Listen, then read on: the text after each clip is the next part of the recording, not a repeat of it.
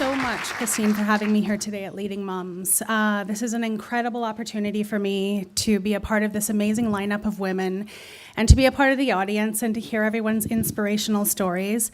But I want to take a moment to acknowledge all women, not just the women that are here today, but all women in society out there doing their thing to change the way that women are living our lives. And there's never been another time in history where women have been so prominent in business, politics, and in our communities.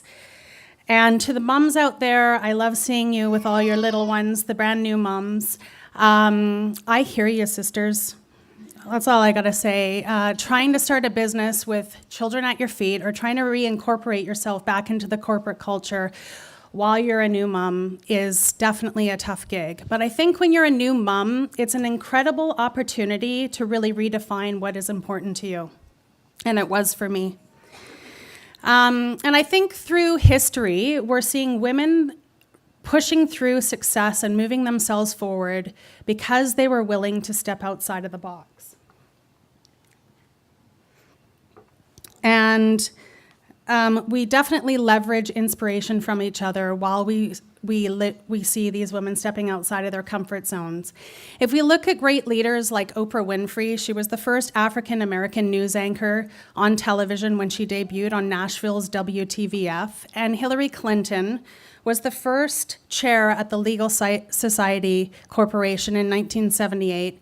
And she was also the first female partner at the Rose Law Firm. And in '78, that was a huge accomplishment for a woman. And I think we continue to leverage from each other and we continue to inspire each other. And the beautiful thing about women is that we champion each other.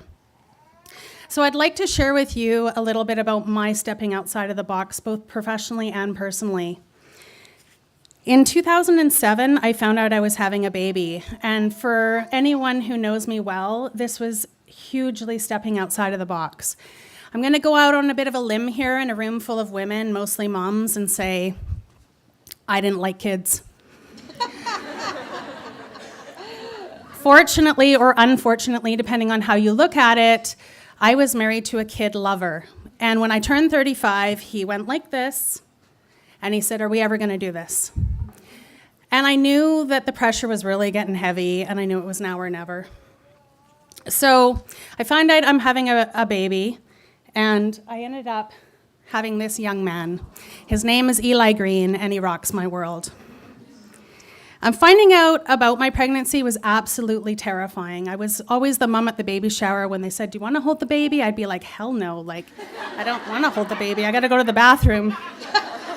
I was always very career-orientated. I was very laser-focused on working my way to the top.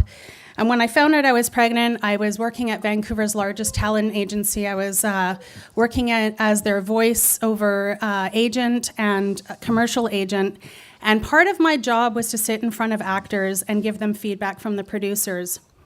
And often that feedback went like this. You know, the producer said they really liked you, but next time you're going to have to whiten your teeth. Or the producer really liked you, but he said you looked a little bit hippie. Or the producer really liked you, and next time if you could wear some concealer because you were looking really tired, which is another way of saying you're starting to look old. And as that baby started to grow inside of me, my perspective on the world changed, and that work no longer felt good to me anymore. And I decided that the day that I walk out of that agency on my maternity leave, I didn't tell them this, but I am never coming back. And is anyone here from Characters? No, I'm just kidding. And I decided that any work that I engage in the future from this point on was only going to be to empower people, and I would never again be involved in tearing people down. So like any normal person does when they're postpartum and they have leaking boobs and they're at their all-time heaviest weight, I decided to become a personal trainer. And I wasn't just stepping outside of my comfort zone and my box, I was stepping out the entire cultural norm of the fitness industry, because the day I walked in to get this certification, I weighed 240 pounds, and I walked into a room full of muscle-bound guys, bulging biceps and ripped abs. I could barely get in the door, the muscles were in my face so much. And I was terrified. And by 2008, I was fully certified as a personal trainer, and I decided to open my business, Body Exchange. And because I was where my own weight was at, I had gained significant weight through that pregnancy, I decided to focus my business 100% on the plus-size woman and provide athletic training. And I did that for two reasons, because of where I was at personally, but I also did it because through all the fitness programs that I had attended for years, I saw a market that was not being served, and I saw a certain body type that was being left out of the conversation. So my first day in business, I'm a brand new trainer, I'm a brand new business owner, and I'm a brand new mom. And I get a call from the Globe and Mail, and they say, "Hi, it's the Globe and Mail. We understand you're opening tonight. We want to come and do a full-page feature on your business because it's an original concept. We've never seen this in Canada, and we think it's totally outside of the box." And I thought, okay then. I had never taught a fitness class in my life, and I'm being covered by a national newspaper. And they came and they did this story, and it's called "Changing Minds and Bodies at Plus Size Fitness." And the response from Canadians was incredible. I was inundated with emails from across the country saying, "Where have you been?" But the only thing I could think of when I saw this article was myself with my back to the camera. I thought, oh my God, look at how big I am. Everyone's going to know. Everyone's going to know that I'm an imposter. And if I could leave you here today with any message, it's this: never back away from who you are. And Brené Brown has a brilliant quote, which I love, and it says, hold on a second, it says, "You can either walk inside of your story and own it, or you can walk outside of your story and hustle for your worthiness." And every single time I read that quote, the hair stands up on my arm, because for me, it rang so true. The day I accepted who I was, the day that I stood inside my story and I owned it, is the day that I have found success in my business. And I found what it has been. The difference is what has made me successful. And I've had the amazing opportunity of paying this forward to thousands of plus-size women through interacting with them and training them.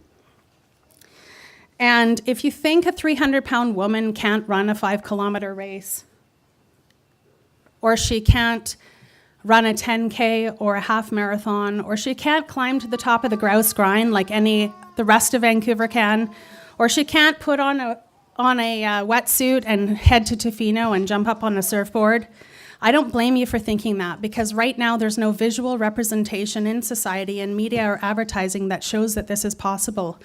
But I'm here to tell you today that it is.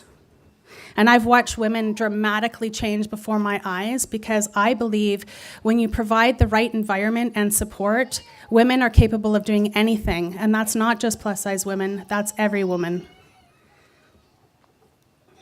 So I ask my clients to accept a new paradigm.